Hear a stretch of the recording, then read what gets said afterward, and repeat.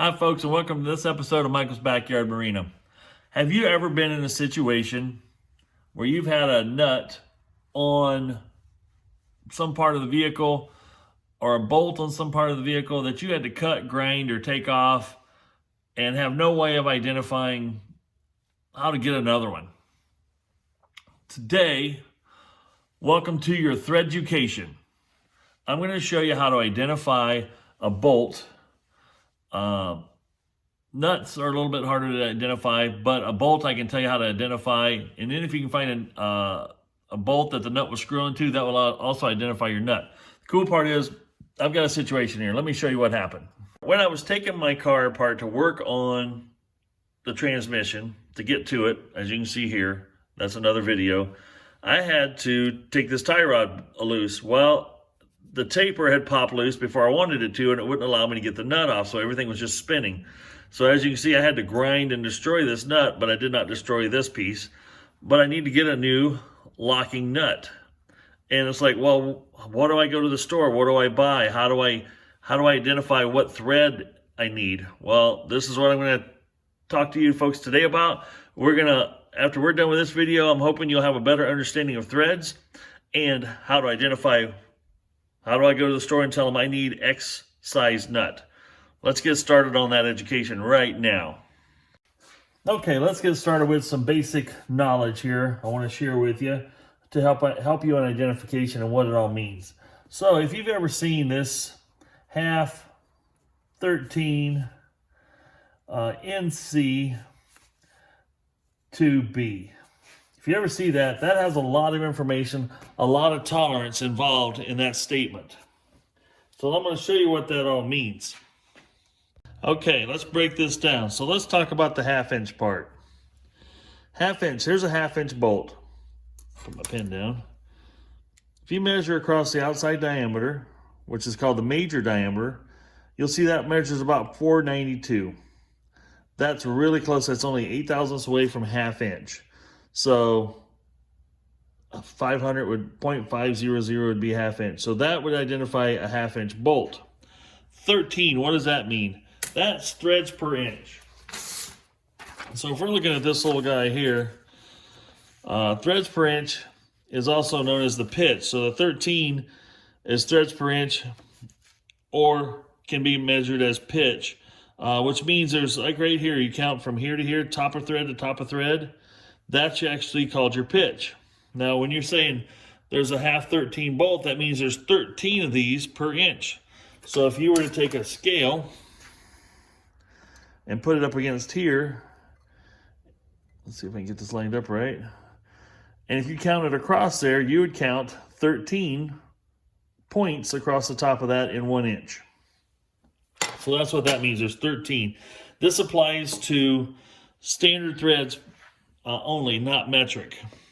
So the NC stands for coarse, National Coarse Thread. You might see an NF here. It'd be a National Fine Thread. So a half inch has two different sizes. It has a half 13, and there's also a half inch 20, which is the half 13's coarse, half inch 20 would be fine. So that's what that stands for. 2B is the class of fit. Now, if we go in and look in the old, where'd it go? Shoot, my page has moved. Okay, so we're going to go, there's thread charts all over the internet. I've got a machinery's handbook here. It's obviously a little stained, a little aged. But here we're looking at UNC, which UNC or NC, it means Unified National Course. So we got half 13 here, and you can see there's a class 1A, 2A, and 3A. Typical, all your bolts that you buy at the hardware store are going to be a class 2A. 2B would be an internal thread call out. 2A would be an external thread call out on a bolt. So, and you can see here that if you go up to the top here, let's see up at the very top, you've got major diameter, you've got tolerances that this can be, you got pitch diameters. There's a whole lot of information called out just in this little statement right here.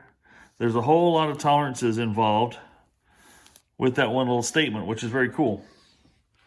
So with that being said, if you're trying to identify a bolt that is unknown, Let's pull out one here.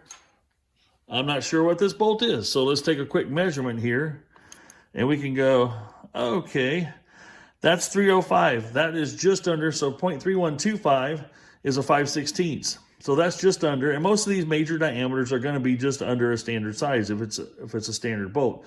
So that's probably a 5/16. If you look at your thread chart, you'd see a 5/16. And for instance here, you can look these up online. Okay, so if you go to a standard thread chart type thing and look for something that has 5/16, there's a 5/16 18. So, and there is also a 5/16 24. Now you're going, ooh, how can I identify which is which? There again, we'll go back to this method here, and we can count how many threads there are per inch. Now, like this here is just a little bit shy of having a full inch of threads, so you can count how many threads per half inch and then double it, and that'll tell you what it is. And this 5/16 18 would have 18 threads per inch. If you counted across each one of these points, you count 18 of them within an inch. So now you've identified that bolt as a 5/16 18. And then standard bolt lengths, for instance, are measured from this area here. I'm going to do it with this here instead. From the head here to there, as you can see, that would be a 5/16 18 by 2.5 inch. This is identified as a shoulder bolt. Now, with the markings on the head here, right there, you got 3 markings. That indicates it's a grade 5 bolt, so it's a medium grade bolt. There is a grade, I think, grade 2, I believe it is, 2, 5, and 8. 8, well, you'd see 6 marks like this on it. A grade 2, you'd have like, I think 1 mark or no mark on it. Anyway, so now let's take that information we just learned, and right now I need to identify this nut that I took off here. I don't know what to go and order or go to the hardware store and try to find and buy. I can't even ask them. It's like, I need something that fits this, because guess what? Nothing fits this right now because it's destroyed. Let's go and take some measurements on the bolt, on the stud I have on my tie rod in. Now, if I'm thinking this is a metric thread, the pitch on a metric thread is measured a little differently than the pitch on a standard bolt. Like I said before, on a standard bolt, the pitch is measured in threads per inch. And metric is actually, the pitch is from peak to peak, is what it's called out. So if you have a 12 millimeter, say by 1.5, that means from peak to peak here. I'm trying to see if I can get this on here somewhat. If you're measuring, I want this focus. Let me switch hands.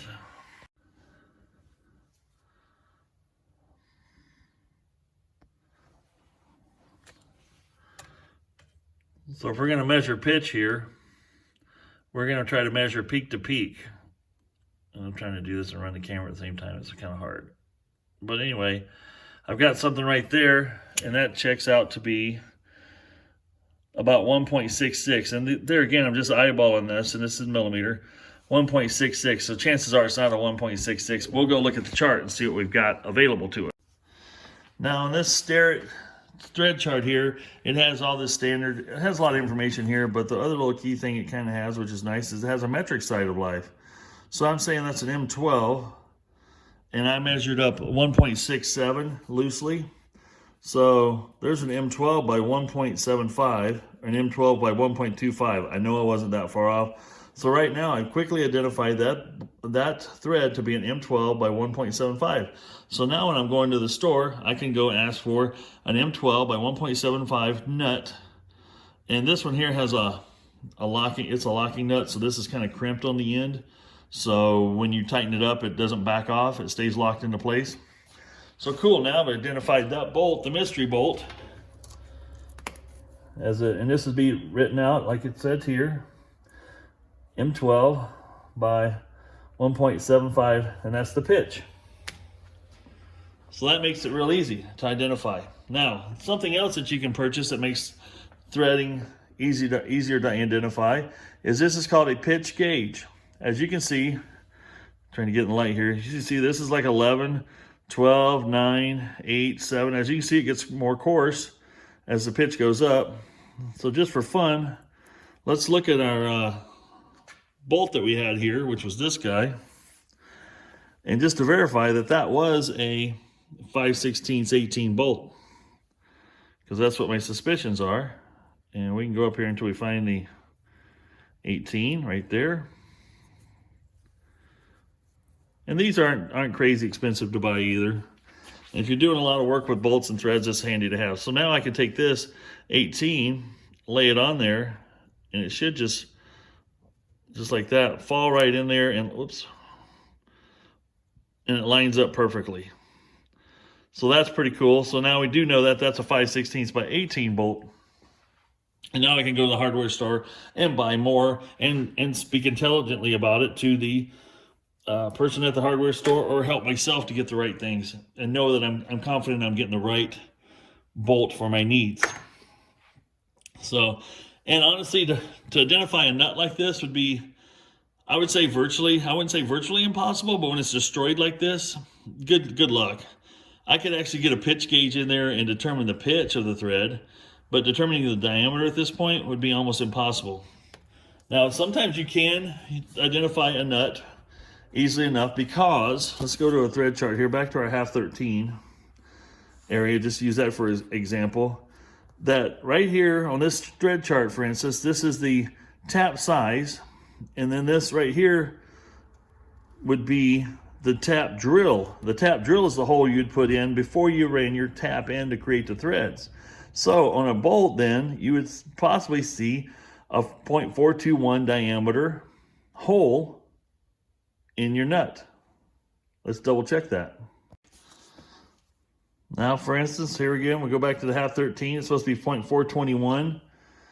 We can see that this is a 1/2-13 nut because I took it out of the bin, and it measures 0.431. There again, there's a tolerance there. They can drill depending on the class of nut, and this is just your standard hardware store nut.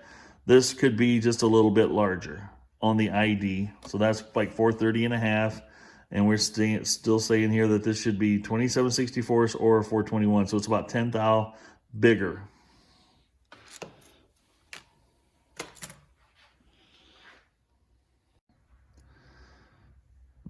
Now, just for fun, we'll go over a few things that threads are measured by and what some of my thread identification. Here is a good chart. I wouldn't say it's a good chart. It's kind of a diagram. Represents the threads of a bolt. So major diameter is what we use to determine the outside of this bolt, to determine what size it was. So that's your major diameter. There's a minor diameter that's actually going down here to the root of the thread. This is called a thread root down here at the bottom, but that would be the minor diameter. And then somewhere in the middle here, there's a theoretical line through the middle of this thread that would be considered your pitch diameter. There actually are micrometers out there that have a V on one side and a point on the other side, and it's actually designed to measure your pitch diameter. When you're creating a thread in the machining world, you actually use that pitch diameter to check your thread to make sure it's within tolerance.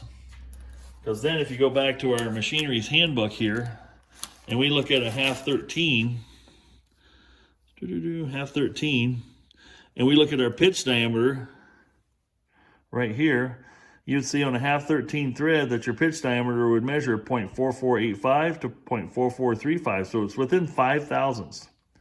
Now, those of you out there that don't understand what 5 thousandths represents, a piece of standard 20-pound paper measures about 3 thousandths in diameter, or 3 thousandths in thickness. So that 3 thousandths in thickness, and that range that we just talked about was 5. So if you take and slice that into 3 equal parts and then used 5 of those, that would be the range of change that thread could have and be within the right specifications. So it is kind of crucial. That's why, like I said, there's a lot of information in that statement right there. Same with this one. A lot of information there. There's the same kind of pitch diameters and measurements that have to be held, and tolerances that have to be held with that particular thread as well. Well, folks, this wasn't to go into a great big deep dive into threading and threading history and get into great detail of manufacturing and machining and holding tolerances on threads and identifying thread pitch angles. There's so many types of threads out there, but most of the things that everybody's going to run into on a day-to-day basis, engineering basis in their life, typically is going to be either standard or metric threads. And standard or metric threads are pretty cut and dry. There's lots of great charts out there that you can look up to understand the tolerances, what the stuff means. The information I've given you here is to help you guys get a good jump on understanding what threads are and how they're measured and how what the specification means, and how to go to the hardware store and smartly ask for exactly what you need. And I would hope that a hardware store person would go, I'm impressed with what you know. So, but here again is a real life situation where I've had to grind the nut off of a tie rod end. I need to go get another nut, either from Napa or whatever, because they stock some of this stuff, bolts and whatnot, nuts. So that's why it's important to be able to go in there, because you can say, well, I need a tie rod end nut for a 2011 Impala. Well, they could say, is it the original tie rod end factory or is it an aftermarket? Because they do have different sizes for aftermarket sometimes that don't match up. So if you're using your original one, they may not know exactly what the nut or what size nut it is. They may have to go to the shelf, grab a tie rod in, for instance, bring it out to you, and then they take that nut off. They go find their nut bin, for instance, and they start trying ones on, and they go, oh, it must be this. It's a 12 by 1.75. You can save yourself a lot of headaches, save them a lot of time just by identifying it yourself, and that way you come off as very smart. So I hope this video was educational for you. I hope it helped give you a good jumping off point of understanding threads to a certain degree. If you guys find this helpful, comment below if you want to know more about threads. I've been ever since I got out of school, I've been working in the machining world. I've been in a machine shop, tool making. I've made tools for many years, and currently still in charge of a machine shop. So I've been around threads and creating threads. I've created standard threads, buttress threads, square threads, Acme threads, modified Acme threads. I've cut all those manually on manual equipment even, and I've cut a lot of it, excuse me, on CNC equipment as well. I am an old timer, but I do understand CNC stuff. Don't fool yourself. All right. If you got any other questions, please comment below. I try to respond to all my comments on all my videos in a prompt manner. I try to help people out. There again, this is something that I've run across I thought might be helpful for others. So get out there, do something fun, understand your threads, go into the hardware store, be smart, and have some fun. Michael out.